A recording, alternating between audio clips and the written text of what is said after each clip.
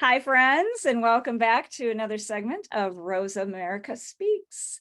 If you're new to our program, once a month, we try to once a month interview dynamic, inspiring educators who share their experience of teaching in today's public schools.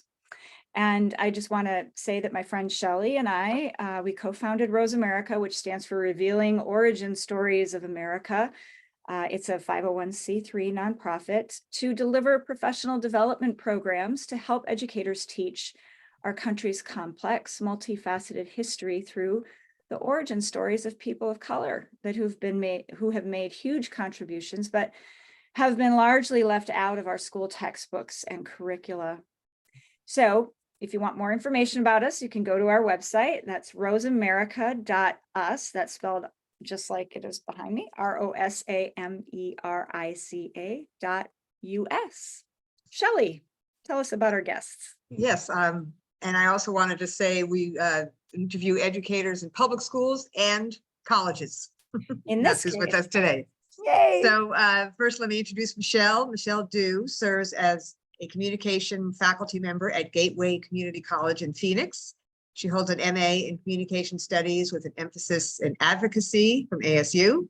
Her areas of focus include identity, active listening, interpersonal relationships, inclusion, equity, and nonviolent communication, which I'm also familiar with.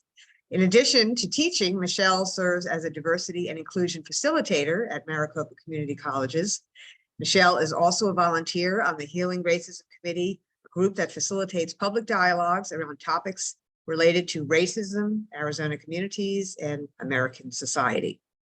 Rowdy Duncan, Michelle's husband, is a mixed race native and has done a lot of work around colonization, decolonization, and indigeneity.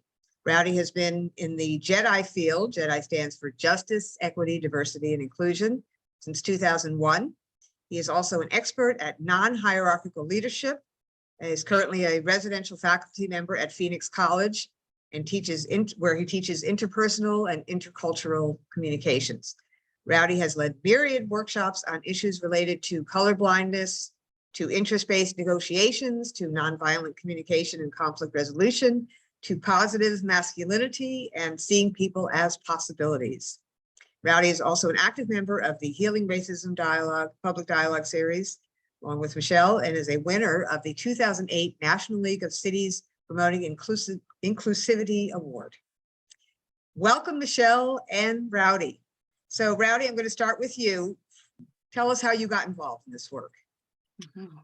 So back, I worked in a men's rape prevention because, like, if you're going to prevent rape, you need to get men to stop raping people.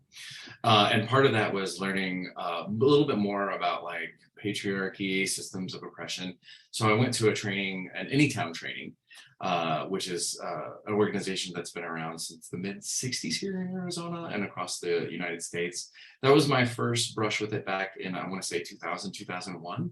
I went to a director training, and then I got hired at the Maricopa Community College District around 2007, and they have a training called Mosaic. It stands for Maximizing Our Strengths as an Inclusive Community. I did that.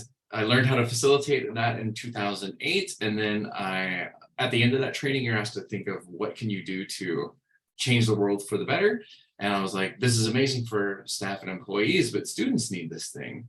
And so I created I worked with a group of folks to ideate what would this look like. And we thought, not only should students take this, they should also deliver it to other students. And so Michelle was one of the first students to ever go through that way back in the day, and was part of the program that we made called Diversity Incorporated. And it's really through my work in Mosaic, my work at the Community College District, and then also training trainers through Diversity Incorporated that really got me deeply embedded in this work and got me to make my own company doing these things. Michelle, how about you? Yeah. Same question. Right. Like Rowdy said, I was part of the inaugural cohort. So I would like to, I wish I was someone who was already driven to pursue these topics, but honestly, it just kind of fell in my lap. When I was at the college, I was going to be staying another year and needed to take some coursework. So I knew Rowdy, he said, well, why don't you do this year-long program? And at the time, I'm like, oh yeah, sure. I had no idea what I was getting into. But you know, sometimes the best things are exactly that. You don't know what you're getting into until you're into it. So that year-long program exposed me to things that I just had never considered. I think I was more so of the worldview of like, oh, I'm colorblind. And at that time, I thought that was the best way to be. But going through that program, I'm like, oh my God, that's so problematic, because if I'm colorblind, I'm not seeing people. So going through that program was incredibly transformational for me. It really set me on a path to pursue the communication like discipline. I went on to ASU and got a degree in communication, and then, as funny as it sounds, also film and media studies. And film and media studies also played a really crucial role in my development of understanding diversity and inclusion. And I know a lot of times when people hear diversity and inclusion, they don't think of media or they don't think of TV shows and film. But the thing is, those things reflect our society, but they also shape our society. So it helped me learn a lot more about how these narratives exist. Then I went on to get my master's degree in communication and advocacy. And during this time, I worked in Maricopa and continued to be a facilitator of the Mosaic program. So I'm still a Mosaic facilitator at Gateway. Sometimes I'll go to different colleges and help facilitate those trainings. But one of the things I'm really excited about is I also work with a group of other faculty colleagues at Gateway. And we do a year-long program in which now we're helping other faculty members incorporate more inclusive strategies in their classroom. So kind of have been spread out a little bit, but tend to more so focus on higher education with a lot of my work. Wow.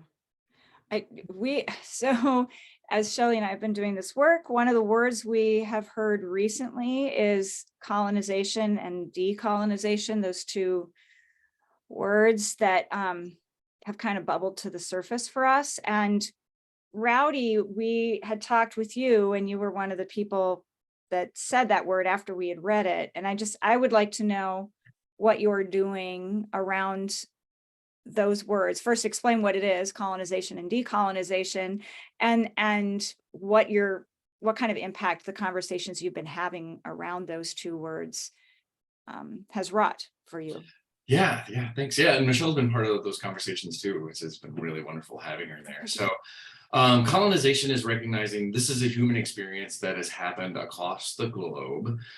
Generally speaking, whenever we're talking about colonization, what is normally thought of is the European and now Euro-American colonization of the world. We tend to think of British Empire, although Rome did this too, right? However, when you really look deeply at colonization and practices of colonization, this is something that happened before the British Empire. This is something that happened before the Roman Empire. When you look back at historical records, you can see colonization happen in Africa among African tribes. It happened here in North America when you're looking at like some of the practices of Mayans and Aztecs. Like colonization practices happen across the globe. And really, when I talk about colonization, I kind of distill it to two ideas.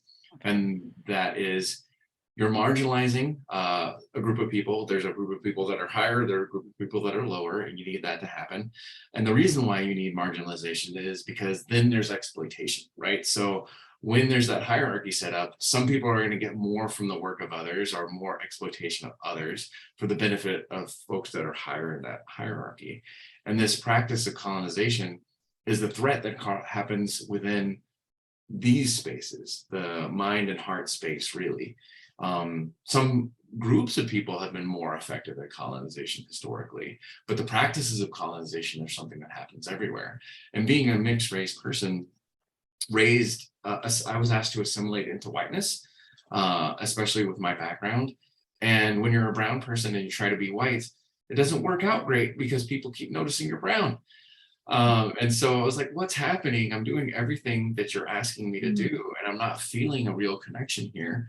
And so with that, Native folks, as well as people across the world, noticed this colonization practice. And so with colonization, that leads us to the next concept, which is decolonization. How do we undo or at least stop doing the harm, right? And it's good that we're talking about decolonization because you need to figure out and identify where the harm is and how the harm happens, to at least stop that thing. And so decolonization is really looking at and systemically seeing where is marginalization, where is hierarchy, where is exploitation happening, who's served and who is not served, and who's, how are practices of colonization happening in organizations. There's a concept that a lot of my indigenous friends have helped me look that's beyond decolonization, which is called indigenization. And that is, how do we reimagine this system, not just doing don'ts, because you can't really do a don't, right? What do you replace the don't with that looks highly relational, which is not exploitative, which really recognizes the inherent wisdom and being of all relations, not just humans, right? Like, because we need trees, we need air, we need food. We need to take care of all those things because we're truly in interdependent systems. And helping folks see that we're all suffering from colonization, not just people of color, like white people have suffered from colonization too. I get to say that as a person of color, just to note, like if you're a white person and you say that, because that could be problematic. But it's nonetheless true. And so what I'm trying to do is bring as much decolonization and indigenization to as many spaces as possible. But it's nice because I think indigenization is a personal thing that you have to take upon, right? How do you create and make a relationship with the earth? And it's nice because, being in a marriage relationship with my partner here, Michelle, like she's a great example of like someone that just takes her time to try to like create that relationship and shows that that work is possible. And I really appreciate and see that stuff. Do you want to talk about what you're doing or what you did last year at Phoenix College? Yeah, we did a series of workshops around that, like helping folks see and understand colonization. The first one was like seeing and understanding colonization and how colonization practices has stifled or limited indigenous knowledge from coming into spaces. We then worked on, well, what is decolonization? How does decolonization work and feel? And then lastly, we looked at what is indigenization and how can we do more of those things? And in those workshops, it wasn't just me and guest speakers talking and teaching. It was us co-creating spaces of learning where everybody is trying to make this goal move forward. And it was something we were really proud of. And there's, Scottsdale's looking at maybe bringing that forward in the future. So hopefully we'll find more work in that area. Not just for me, because there's a lot of healing that needs to be done in this space. I'm just wondering how do you distinguish colonization from like white supremacy? I know you said that white, all of us are subjected to it, victims of it, or, not even aware of it. But I wonder if there's any distinction there. And I say this because I was just thinking about, maybe I'll tell you what the background is. In my other life, I do public relations. That's my profession, and I have a client. And I've worked in the corporate world for over 20 years. And what I notice about that environment, it's predominantly white, is there's what I call the mistake culture. And so there's and it's a way of sort of dominating, you made a mistake, and some of the mistakes are trivial and some of them are grave, and, there's different degrees, but it's a way of dominating. And I guess I mean, maybe this is a stretch, but I think of this as, that's a form of colonization, in my view, like controlling through fear, the fear of, oh, I'm going to make a mistake. I'm going to forget to put, a period at the end of a sentence. I mean, it could be like that, but there's this power. It feeds this kind of power. So I don't know if you Like have anything to say about that. Kind of like perfection. Yeah. But I call it a mistake culture. Okay. And where basically white men intimidate women more than men, because men don't make mistakes. No offense, but white men. So that's the message. Okay. So there's this kind of implicit, like you live in fear of, I see that with women, there's a bit of a fear of, oh, if you're paying,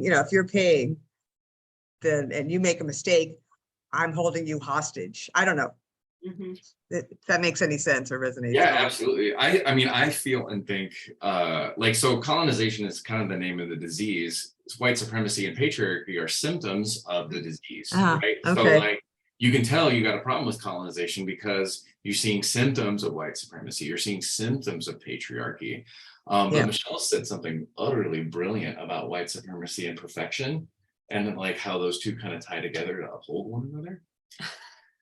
I'm not sure it's just me who said this. I Well, think I've there's heard it from her. So.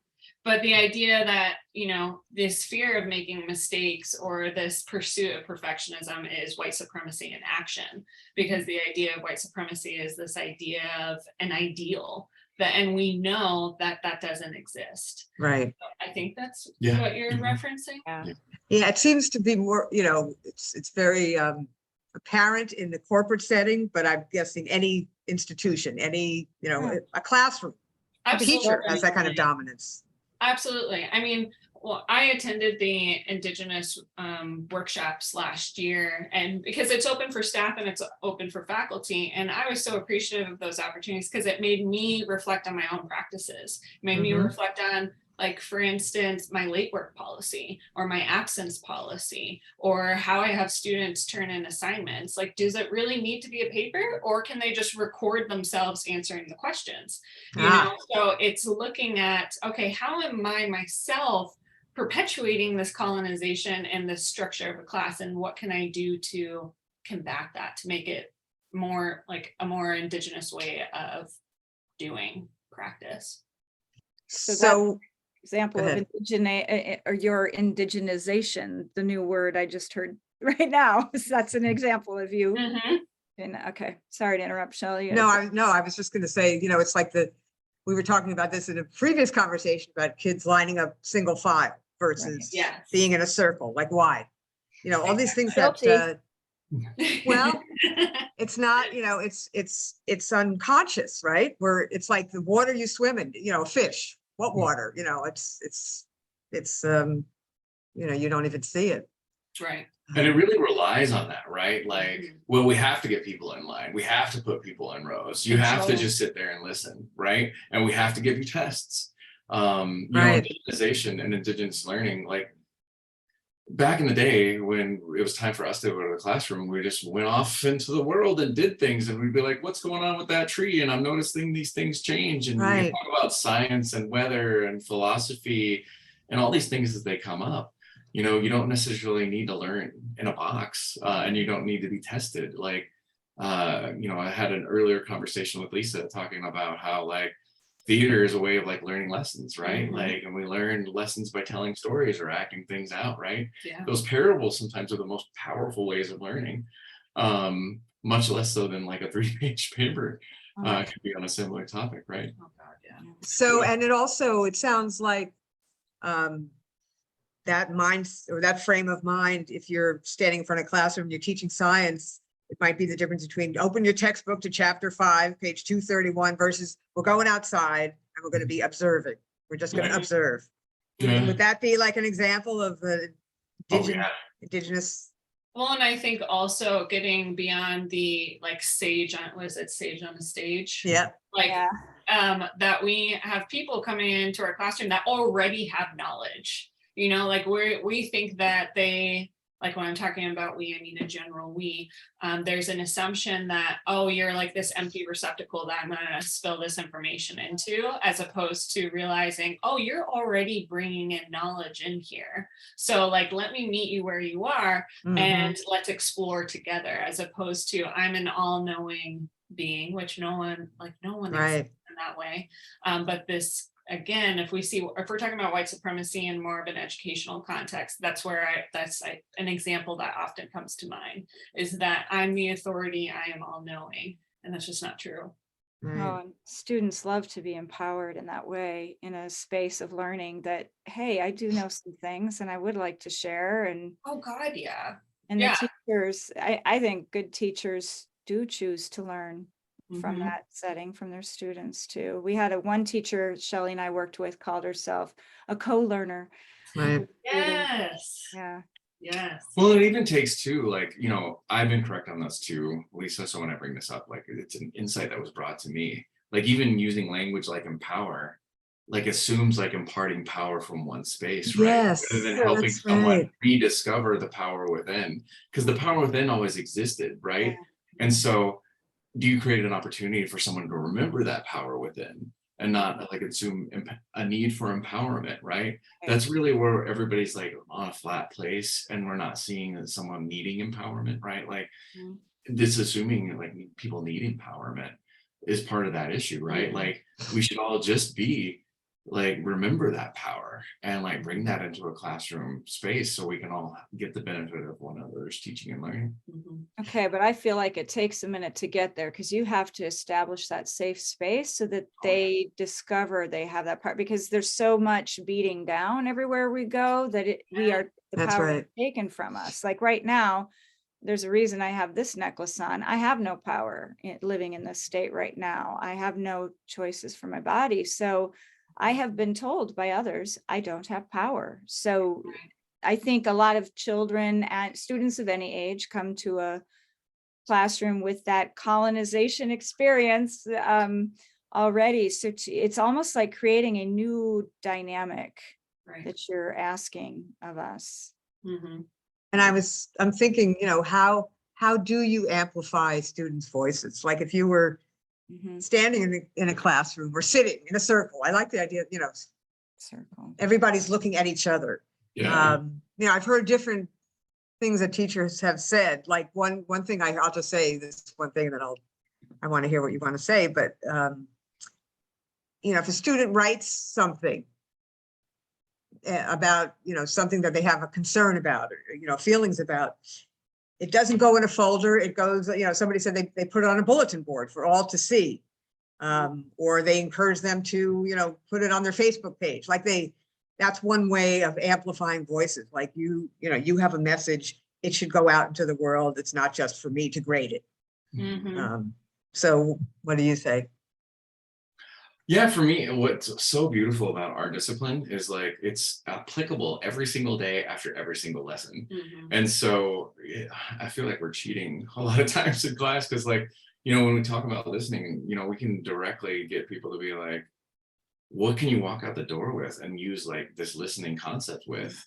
But when you're sitting in front of that group of folks, like they've been listening forever and they've been making mistakes with listening forever. Right? Like, how do we create a space where we can ask them, what do you know about listening? And what are you struggling with listening? And how do we make it a space Oh, I like that. more approachable? You were gonna say something? I think I was just agreeing with you. And like going back to what Lisa was saying too, I think some of it is, yeah, absolutely. Our students come into our classrooms, and the way like the communication discipline is, you have to engage, you have to interact. Like that's the way I like to explain it is like you don't learn how to swim by reading a book. You learn how to swim, right, by like thrashing about. So we're gonna be thrashing about. So some of it is just helping students. I tell them it's about increasing your confidence, you know, like remembering that you are a competent person. Like, you know, some of these things, it's just a matter of, okay, how can we get you in the habit and also check our automatic assumptions with things? So if it's not, I wouldn't say like you were going over earlier, it's not about necessarily like empowering them, it's reminding them. Like, I'm reminding you that you are already powerful, and we are just putting thoughts into behaviors, into actions. Okay. Interesting. Like that. What else? What else can we talk about? I mean, I just, you know, to me, this is like a new paradigm shift in the whole nature of, you know, one to many. And how well, and I think that's really what it takes is like, how do you just reimagine everything, right? Yeah. Like, and what I think is what is first hard and scary is you have to leave what you know behind. And that is hard, and it's not difficult, right? And it is difficult, I'm sorry. But like, I don't know, when I think about like teaching and learning, I kind of like think about labs, right? Like labs are places of experimentation and learning and coming, you know, like in the science world, aside from the whole control, predict, interpret, because like some things can't be controlled, predicted, or interpreted, right? Like, you know, how do you measure love? Well, you can't. but we know it exists, Yes. but we can't measure it. So science is like, okay, well, we just won't talk about love then. I'm like, well, no, we still need to, right? But how can we create more lab-like spaces? Like, how can I tap I like into that. what they're learning? How can I ask them about, well, what do you want to know? You know, like, there's things we need to teach, yeah, but like, you know, I've embedded some like lectures, like podcasts into my classes, but when I'm not lecturing, when we're just talking about what you want to learn, I'm having the most fun. I think Michelle does a really great job of like creating like that learning space in her classrooms too. Well, and you know, hearing what you're saying, it's reminding me of, I have a coworker. He's like someone I very much aspire to be, and he opens every single semester with, I'm an anti-racist educator, and I'm going to make mistakes, and I need you to tell me when I'm making these mistakes and help teach me. And I think that modeling that humility is also really important. It's something I'm still trying to do, because again, if we're going to be challenging colonization, white supremacy in our classroom, we need to also show our students we are human and we're going to make mistakes. And I'm asking you to help me be better in that process. You know, and I'm not saying it's fun. Like, it is not fun to put your what's the expression, your foot in your mouth, you know, or to step in it, but also letting students know, like, again, I'm not this perfect all-knowing person. Help me learn. Gives, I think, a safer environment for other people to be okay with making mistakes too. Because we really, like, what we try and focus on in our discipline, and I know this is in a lot of like the humanities, social behavioral science disciplines, is we need to separate identity versus behavior. So we need to focus on, as opposed to saying like, you're X or you're Y, we need to be like, when you said this, this is the impact of what you said. This is how it made me feel. So again, like, if we attack people based on identity, of course we're going to be incredibly defensive. That's just a very natural survival response. Like, that's how we're wired, and it's really hard to beat how we're wired. So if we're really wanting to better learn or hope that others around us are learning, then we need to be behavior focused. You know, like a very simple example, like I give in class is like, say your roommate keeps leaving like dishes in the sink and it's disgusting. So like, you being like, you're a slob, do you really think that's going to motivate your roommate to, like, no, because now they're going to be defending, no, I'm not a slob, like, I've been busy, or as opposed to, hey, I've noticed the past few nights you've been like leaving some dinner dishes in the sink, what's going on? Like, and then if it's, I forgot, or I've been busy, okay, well, what can I do? Like, what can we do to make sure that doesn't happen? So again, that's a really minor example, but I think that also applies to any type of ist mistake, you know, like when people say something that is racist, something that ist mistake, I like that. Exactly, like something sexist. You don't want to be like, you are sexist, you're a sexist pig. Again, that's like, you're really just starting to prompt an automatic reaction, as opposed to, when you said this, like, what do you mean by that? Help clarify for me. I know you talk about it a lot in your classes too. Actually, yeah, I do. But there was a thing I was hoping you could talk about, because when we're talking about educators and educators everywhere, it was after Lakota did her talk. And you do teach in a high school, because you have a high school class that comes to you. Remember when you're the last class of the day and all your students were incredibly squirmy, and you know, you had to figure out this practice at the beginning of class of what you did, and like people would watch you do it and they're like, what are you doing? Like, yeah, I mean, if anyone's taught high schoolers and you're in afternoon class, like, you know the struggle. It is a struggle, and God bless them. Like, I completely get it, because I was exactly the same way. But I noticed that they were having some issues just staying in tuned in class. So talking with them, okay, like, we have to spend this time together. So what can we do to help make this better? And one of the things we co-created together, as silly as this sounds, is the first 5 minutes of class, we go for a walk outside.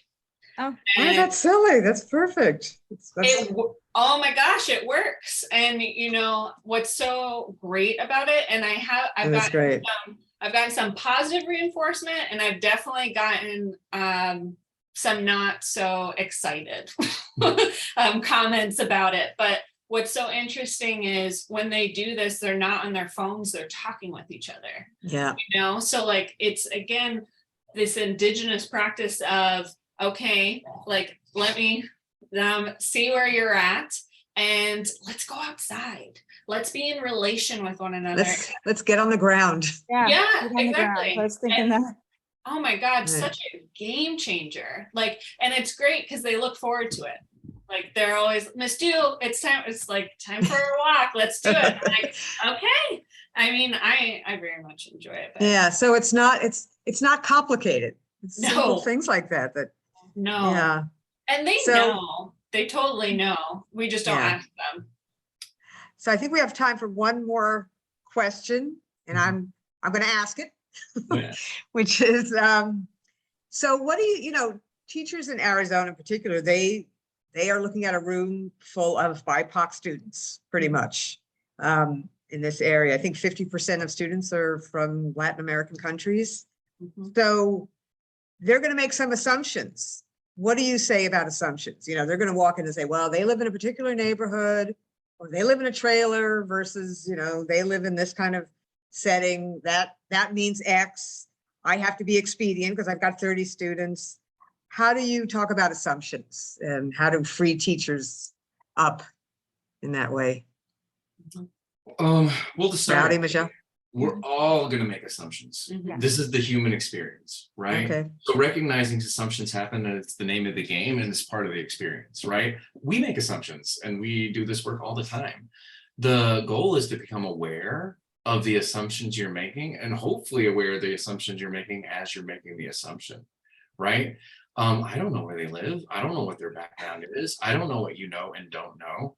And I don't know if you're interested in this topic or not interested in this topic, right? Like, because we can make like those first impressions on one another really quick.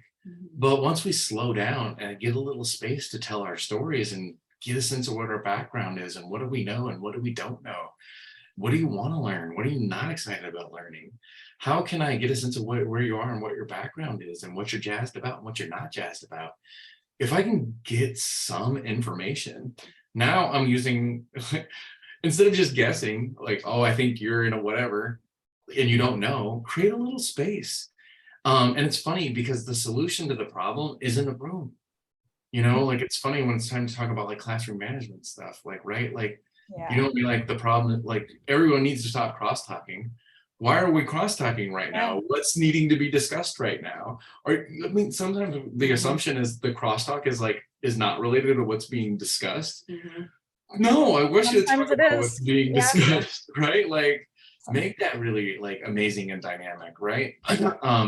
But you got to really be humble Mhm. enough to say, I don't know it all. I know you know some things I don't know. I know I need to learn some things for you if I'm going to teach you effectively in this space. But really what happens, it's such a breakthrough once you get past the whole like regular old same old thing. Now you're excited to come to class. They're excited to come see you. I know Michelle's former high school students were like, Miss Du, you're so amazing.